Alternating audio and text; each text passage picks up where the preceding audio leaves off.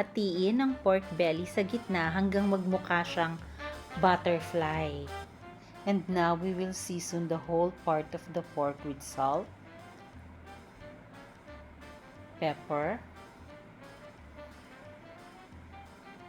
and lemon zest. Just make sure na ang kukunin nyo lang is the yellow part of the peel because the white will give you a bitter taste. Lagay na natin yung thyme,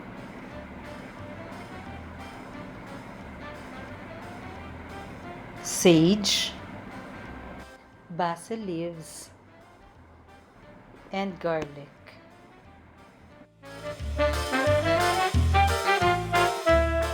Seal the flavor with olive oil. And now roll the pork end to end.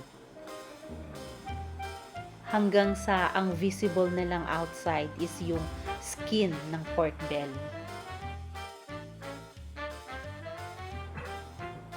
Ngayon, tatalian natin ang ating pork belly para magstay yung shape niya.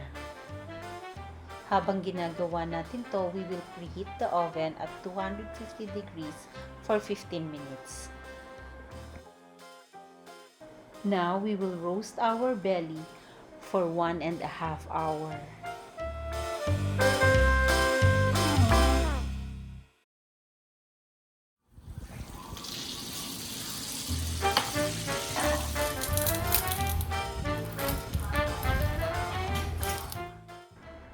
Don't forget to like and subscribe, and remember, serve love with food.